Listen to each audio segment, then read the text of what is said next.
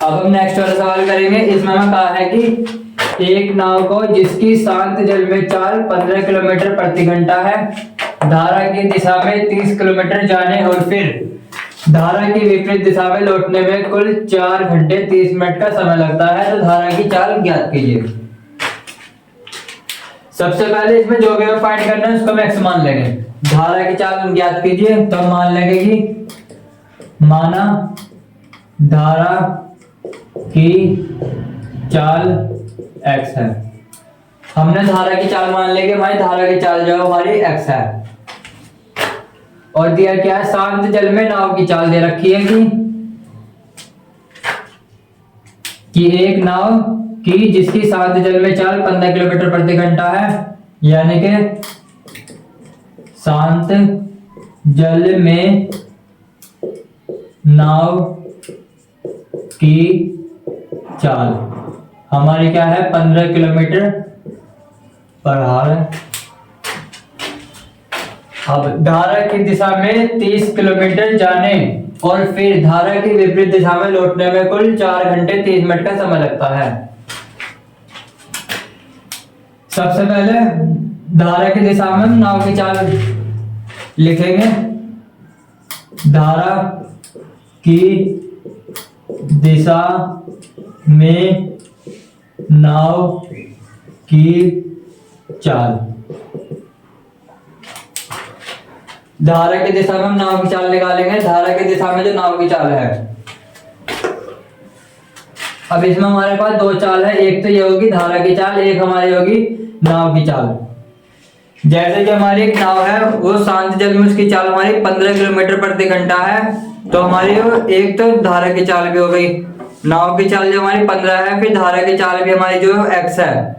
एक तो नाव की चाल होगी, धारा की चाल होगी, तो धारा भी इस नाव को आगे की तरफ धकेलेगी, तो इसलिए हमारी तो नाव की और धारा की जो चाल है वो हमारी ऐड हो जाएगी, क्योंकि धारा की चाल में अगर एक नाव बढ़ेगी तो उसकी स्पीड थोड़ी सी अधिक हो जाएगी। तो इसलिए धारा की दिशा में नाव की चाल हमारी होगी 15 plus x kilometre per hour. अब दूसरा इसमें क्या निकालेंगे। अब हमें धारा की दिशा में तो नाव की चाल मिल गई, अब निकालेंगे कि धारा की विपरीत दिशा में जब नाव आएगी तो उसकी चाल क्या होगी। धारा की विपरीत दिशा में नाव की चाल, हमारी जो नाव की चाल 15 है और धारा की चाल हमारी जो x है विपरीत दिशा में जाएगी, तो जो नाव हमारी आगे को बढ़ेगी तो कुछ परसेंट के लिए हमारी जो धारा है वो उसको पीछे की तरफ धकेलेगी। तो यानी कि हमारी जो नाव की चाल है, नाव की चाल में से धारा की चाल हमारी माइनस हो जाएगी, 15 माइनस x हो जाएगी किलोमीटर पर आवर। यानी कि जब विपरीत दिशा में हम जाएंगे, विपरीत दिशा में जाने पर नाव की चाल जो हो जाएगी हमारी 15 में से x माइनस हो जाएगी, 15 माइनस x किलोमीटर प्रति घंटा हो जाएगी, क्योंकि जो नाव की चाल है धारा की चाल से कुछ परसेंट उसे आगे जाने नहीं देने की है, तो इसलिए नाव की चाल जो है कुछ हल्की हल्की कम हो जाएगी। अब हमारे पास इसमें चाल आ गई, जाने की चाल आ गई और आने की चाल आ गई। अब इसमें क्या है, हमें धारा की दिशा में 30 किलोमीटर जाने और फिर विपरीत दिशा में आने पर 4 घंटे 30 मिनट का समय लगता है। देखो इसमें हमें एक तो जाने का और आने का दोनों का समय ऐड करके दिया हुआ है कि दोनों का जाने और आने में हमारा 4 घंटे 30 मिनट का समय लगता है। तो हम कुछ नहीं करेंगे, एक तो हम जाने का समय निकालेंगे और फिर आने का समय निकालेंगे, दोनों को ऐड करके एक हमारी इक्वेशन बन जाएगी। तो हम निकालेंगे कि धारा की दिशा में जाने का समय, धारा की दिशा में जाने का समय हमारा जो है वो हो जाएगा, समय का फॉर्मूला क्या होता है हमारा, दूरी अपॉन चाल। अब दूरी हमारी क्या है दूरी हमारी इसमें कहा है कि धारा की दिशा में 30 किलोमीटर जाने और फिर वापस आने, यानी कि हमारा एक तरफ का जो रास्ता हमारा 30 किलोमीटर है, यानी कि हमारे जाने का जो दूरी होगी 30 किलोमीटर होगी। और चाल हमारी धारा की दिशा में जब हम चल रहे हैं तो धारा की दिशा में हमारी चाल ये रही, धारा की दिशा में नाव की चाल 15 प्लस x होगी, 15 प्लस x। ये हमारा समय हो गया। किलोमीटर घंटे में है तो समय हमारा ये घंटे में आएगा। ये हमारा इसका समय हो गया जाने का। अब निकालते हैं आने का समय। तो धारा की विपरीत दिशा में आने का समय, धारा की विपरीत दिशा में आने का समय, दूरी अब हमारी यही है 30 किलोमीटर। और चाल हमारी क्या है, धारा की दिशा में, धारा की विपरीत दिशा में नाव की चाल ये हमारी 15 माइनस x, ये हमारी हो जाएगी घंटे में भी। अब हमारे पास धारा की दिशा में जाने का समय है ये रहा हमारा, धारा की विपरीत दिशा में आने का समय हमारा ये रहा, जाने और आने का समय है हमारे पास। और इसने कहा है कि धारा की दिशा में 30 किलोमीटर जाने और फिर धारा की विपरीत दिशा में लौटने में कुल 4 घंटे 30 मिनट का समय लगता है। कि मतलब वहां पर हम चले भी जाए और फिर आ भी जाए हमारे पास, तो समय हमारा लग रहा है 4 घंटे 30 मिनट का। 4 घंटे 30 मिनट का समय लग रहा है, यानी कि दोनों का जाने और आने का, जाने का समय ये रहा, आने का समय है, तो इन दोनों को ऐड करके हमारा ये आएगा। दोनों को जोड़ देंगे, 30 15 plus x plus 30 upon 15 minus x is equal to 4 घंटे 30 मिनट है। ये 4 घंटे है और इसको 30 मिनट को हम घंटे में चेंज करेंगे, इसको घंटे में चेंज करेंगे 30 को, तो 1 घंटे हमारे 60 मिनट होते हैं, तो इसको हम 60 से डिवाइड कर देंगे, 1/2 से कट जाएगा, तो यानी हमारा आ गया 4 और 1/2, ये हमारा हो गया 4.5 घंटे। अब हम बस इस वाले इक्वेशन को सोल्व करेंगे, हमारा आंसर हमें मिल जाएगा।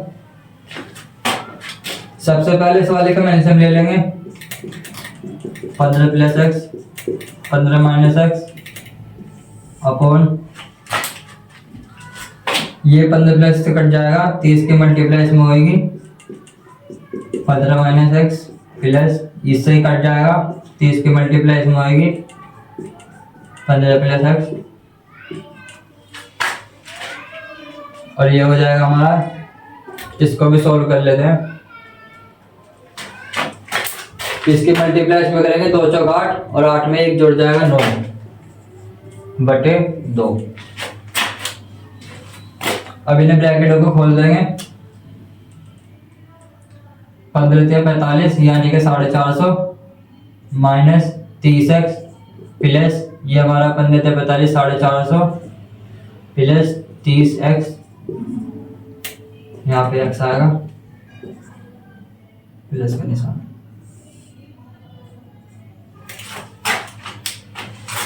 अब ये a प्लस बी है हमारा, a माइनस बी है, इसका स्क्वायर कर देंगे तो 15 का स्क्वायर हो जाएगा हमारा माइनस x का स्क्वायर हो जाएगा। ये हमने a plus B a minus B का फॉर्मूला लगा दिया सीधे सीधे सोल्व करने के लिए। ये हमारे यहाँ पर 9/2 आ गया। ये 30x हमारा माइनस का है, प्लस का है, हमारा कट जाएगा। ये 450 प्लस का है, ये प्लस का है, तो 900 हो जाएगा।